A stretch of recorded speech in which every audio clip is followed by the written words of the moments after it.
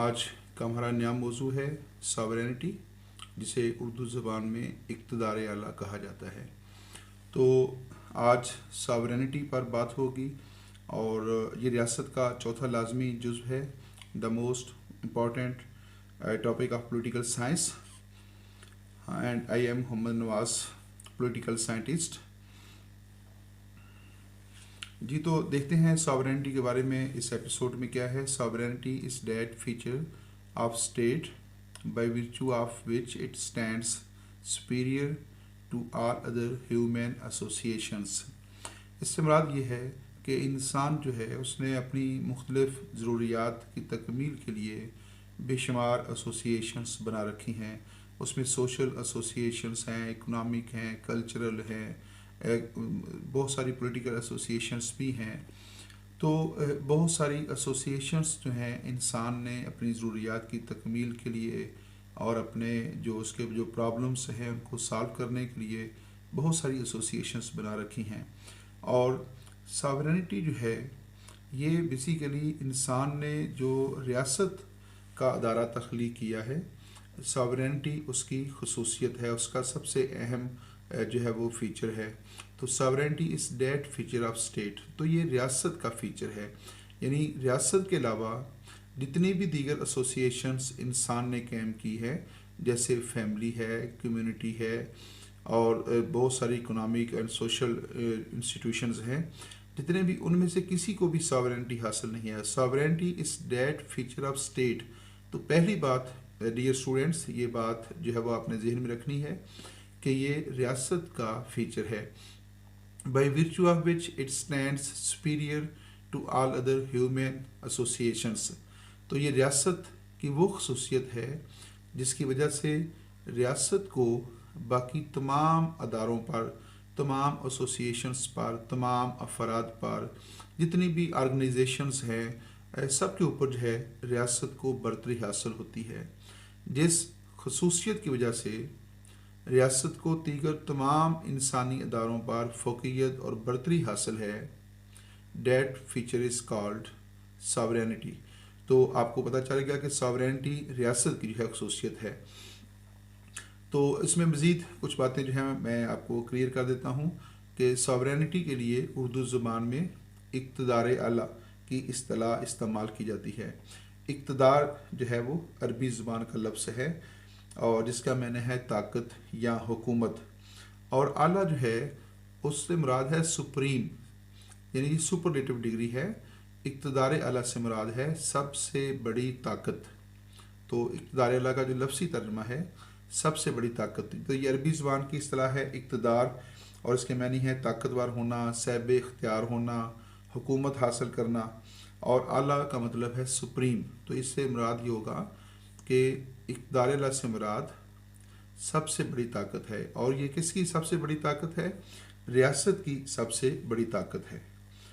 तो आगे देखते हैं नेक्स्ट क्या है। The word sovereignty is derived from the Latin word superanus which means supreme और पैरामाउंट। तो जो अंग्रेज़ी ज़बान का लफ्ज़ है सॉवरेनिटी जो है वो दरअसल लातीनी ज़बान का लफ्ज़ है स्पेरानस, उससे अक्स किया गया है, और इसका मतलब है supreme, supreme authority, supreme power और पैरामाउंट। तो सुप्रीम जो है उर्दू ज़बान में इससे मुराद है आला, यानी सबसे बड़ी, जिसके ऊपर कोई और ताकत ना हो।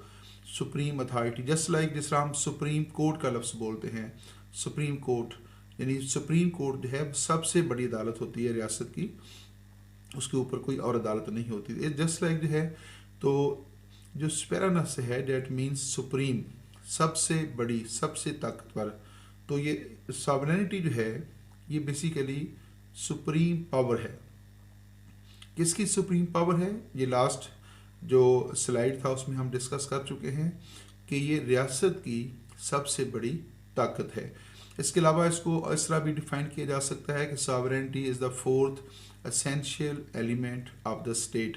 तो रियासत के 4 लाजमी अज्जा होते हैं, जिसमें से चौथा लाजमी जुज़ जो है, फोर्थ जो एलिमेंट है स्टेट का, जो एसेंशियल एलिमेंट है, डेट इज़ सॉवरेनिटी।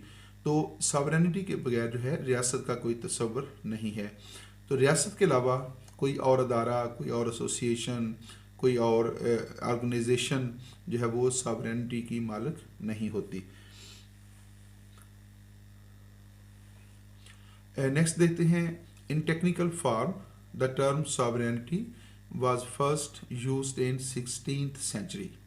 तो एक तो इसका लफ्ज़ी मतलब है जो हमने अभी डिस्कस किया है, तो पॉलिटिकल साइंस की ज़बान में एज ए टर्म जो है वो सबसे पहले लफ्ज़ सॉवरेनिटी जो है, the term sovereignty was used in 16th century. तो ये 16वीं सदी में जो है इस टर्म का इस्तेमाल किया गया है by the French writer Jean Bodin in his book de la Republica. De la Republica जो है जीन बूदीन की किताब है, और ये फ्रेंच राइटर हैं, फ्रांसीसी ये राइटर हैं, और इन्होंने जो है अपनी किताब के अंदर डी ला रिपब्लिका में 16वीं सदी में जो है रियासत की ये जो सुप्रीम पावर है इसके लिए ये टर्म इस्तेमाल की, सॉवरेनिटी। तो इसका मतलब ये नहीं है कि इससे पहले सॉवरेनिटी का कोई कंसेप्ट नहीं था, कोई आइडिया नहीं था। तो रियासत के ये जो अथॉरिटी है रियासत की, इससे पहले भी जो है इसको मुख्तलिफ मुफक्रीन ने इसको मुख्तलिफ जो हम नाम दिए हैं, लेकिन जो टर्म सॉवरेनिटी है that was used first time in 16th century by the French writer Jean Bodin. तो इससे पहले जो है ये जो सॉवरेनिटी है इसके लिए मुख्तलिफ टर्म्स इस्तेमाल होती रही हैं।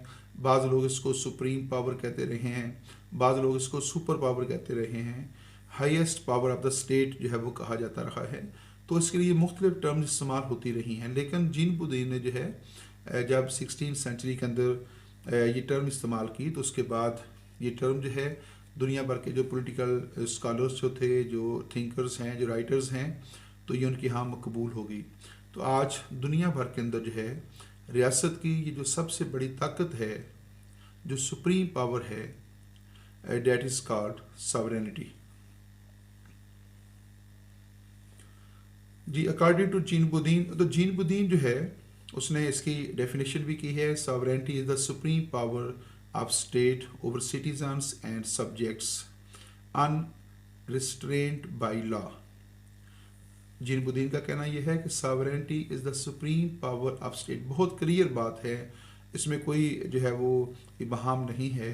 वो कहता है कि sovereignty is the supreme power of state, कि ये रियासत की सुप्रीम पावर है। तो बहुत क्लियर हो गया कि सुप्रीम पावर है, किसकी सुप्रीम पावर है?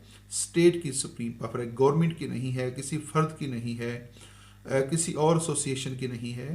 तो sovereignty is the supreme power of state over citizens and subjects. तो ये रियासत की ताकत है, किसके ऊपर है? जो सिटीजन्स हैं रियासत के, या जो सब्जेक्ट्स हैं, और अनरिस्ट्रेंड बाई लॉ, और जिसके ऊपर कोई पाबंदी नहीं है।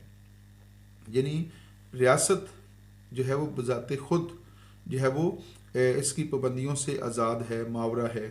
तो ये रियासत की ताकत है, और इसका जो निफाज है वो शहरियों पर होता है या जो रियाया पर होता है। मैं मुख्तसर तौर पर बताना चाहता हूँ कि ये जो टर्म है सिटीजन्स एंड सब्जेक्ट्स, तो सिटीजन्स से मुराद शहरी लिए जाते हैं, और सब्जेक्ट्स से मुराद रियाया लिया जाता है।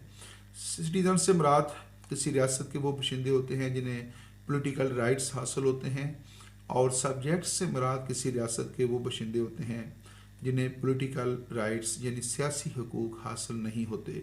जस्ट लाइक सऊदी अरब के जो बशिंदे हैं उन्हें चूँकि सियासी हकूक़ हासिल नहीं हैं तो उन्हें सब्जेक्ट्स कहा जाएगा।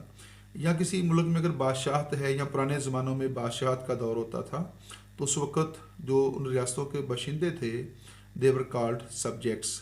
और जहाँ जमहूरियत होती है, जहाँ लोगों को सियासी हकूक़ हासिल होते हैं, वहाँ पे लोगों जो बशिंदे हैं उन स्टेट्स के, दे आर कॉल्ड सिटीजन्स।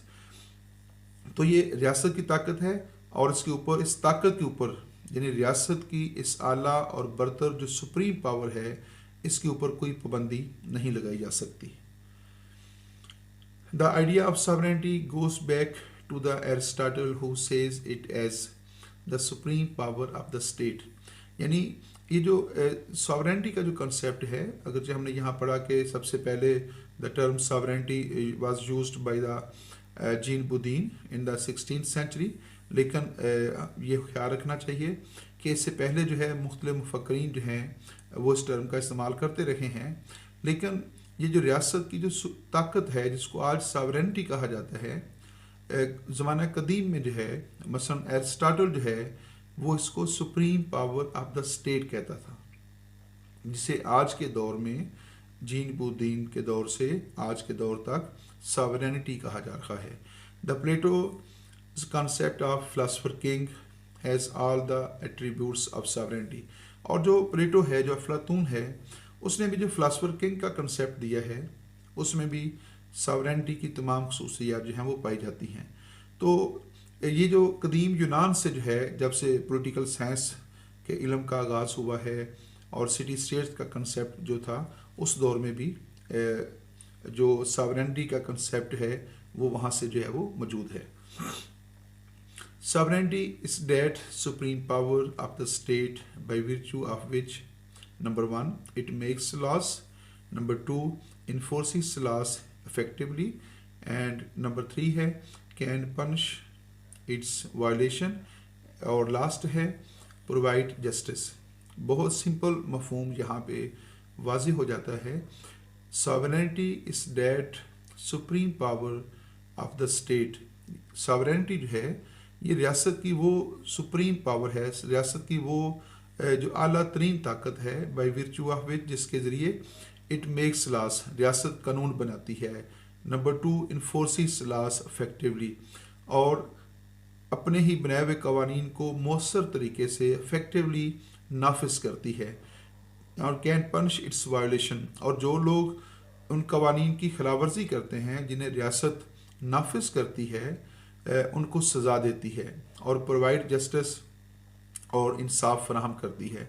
दूसरे लफ्ज़ों में यूँ कह लें आसानी के लिए कि सॉवरेनिटी जो है रियासत की वो ताकत है जिसे इस्तेमाल करके रियासत कानून बनाती है, कवानीन को नाफिज करती है, खिलाफवर्जी करने वालों को सज़ा देती है, इंसाफ फराहम करती है, लॉ एंड आर्डर को जो है मेंटेन करती है, अमन कायम करती है, शहरियों के जानो माल जो हैं उनको तहफ़्फ़ुज़ फराहम करती है।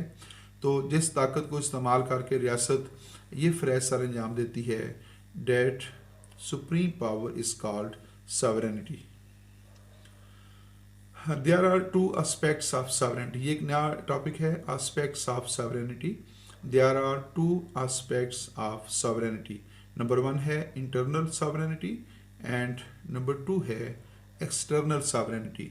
तो सॉवरेनिटी के दो एस्पेक्ट्स हैं, जिसके दो पहलू हैं, इंटरनल और एक्सटर्नल सॉवरेनिटी। तो आइए देखते हैं इंटरनल सॉवरेनिटी से क्या मुराद है और एक्सटर्नल सॉवरेनिटी से क्या मुराद है। Internal sovereignty implies the supremacy of state over all individuals and their associations within its territory। जो इंटरनल सॉवरेनिटी है, जो जिसको उर्दू ज़बान में अंदरूनी या दाखिली इक़्तिदार आला कहा जाता है, ये रियासत की वो ताकत है जिसे इस्तेमाल करके रियासत अपनी हदूद के अंदर जितने भी अफराद रहते हैं और जितनी भी मुख्तलिफ जो एसोसिएशंस हैं उनके ऊपर अपना हुक्म कायम करती है और उनके ऊपर अपने कवानीन का निफाज करती है और उन्हें मनमर्जी करने से रोकती है और शहरियों के जानो माल को तहफ़्फ़ुज़ फराहम करती है। तो रियासत जिस ताकत को इस्तेमाल करके अपनी हदूद के अंदर जो इंटरनल एक्टिविटीज़ होती हैं उनको कंट्रोल करती है, उस ताकत को इंटरनल सॉवरेनिटी कहा जाता है। तो इंटरनल सॉवरेनिटी जो है ये दरअसल इसका तल्लुक रियासत की हदूद के अंदर के जो मामलात हैं, जो अंदर की एक्टिविटीज़ हैं, उनसे इसका तल्लुक होता है। तो जिस ताकत को इस्तेमाल करके रियासत अपनी हदूद के अंदर अमन व अमान कायम करती है, शहरियों के जो जानो माल हैं उनको तहफ़्फ़ुज़ फराहम करती है, लोगों की जो बाहमी सरगर्मियाँ हैं उनको कंट्रोल करती है, उस ताकत को इंटरनल सॉवरेनिटी कहा जाता है। और वो ये रियासत का सॉवरेनिटी का पहला पहलू है। And the second aspect of the sovereignty is called external sovereignty. यानी रियासत के दो पहलू, इक़्तिदार आला के दो पहलू हैं, internal and external sovereignty. External sovereignty signifies the independence of state from foreign control. तो जो एक्सटर्नल सॉवरेनिटी है, जिसको बैरूनी इक़्तिदार आला या खारजी इक़्तिदार आला भी कहा जाता है, ये रियासत की वो ताकत है जिसे इस्तेमाल करके रियासत अपनी आज़ादी को, अपनी खुद मुख्तारी को बैरूनी कंट्रोल से महफूज बनाती है। State is free to chalk out foreign policy that suits to its national goals. तो हर रियासत जो है वो अपनी मर्ज़ी से अपने मफादात के तहफ़्फ़ुज़ के लिए जिस तरह चाहे खारजा पॉलिसी बना सकती है, और कोई रियासत जो है उसको ऐसा करने से रोक नहीं सकती। And no other state can interfere in its internal matters. तो कोई रियासत जो है किसी दूसरी रियासत के अंदरूनी मामलात में मुदाखलत भी करने की मुजाज नहीं होती। आसान लफ्ज़ों में इसको यूँ समझा जा सकता है कि जो एक्सटर्नल सॉवरेनिटी है, ये किसी भी रियासत की वो सुप्रीम पावर होती है जिसे इस्तेमाल करके रियासत अपनी जो एक्सटर्नल बाउंड्रीज़ हैं उनका तहफ़्फ़ुज़ करती है, अपनी रियासत को बैरूनी हमला आवरों से बचाती है, और बैरूनी मदाखलत से जो है वो अपने आप को बचाती है। तो जिस ताकत को इस्तेमाल करके रियासत अपनी बैरूनी सरहदों का दिफा करती है, अपने शहरियों को बैरूनी मदाखलत से जो है वो महफूज बनाती है, रियासत की वो ताकत जो है वो, रियासत की वो जो अथॉरिटी है, that is called external sovereignty. तो यहाँ पे ये एपिसोड जो है वो उसका ख़त्मा होता है। नेक्स्ट एपिसोड के अंदर हम सॉवरेनिटी के बारे में मज़ीद गुफ्तगू करेंगे। तो इस दुआ के साथ कि अल्लाह ताला आपको आसानियाँ अता फरमाए और आसानियाँ तकसीम करने की तौफीक अता फरमाए। आमीन सुम्मा आमीन। इजाज़त दीजिए। खुदा हाफिज़।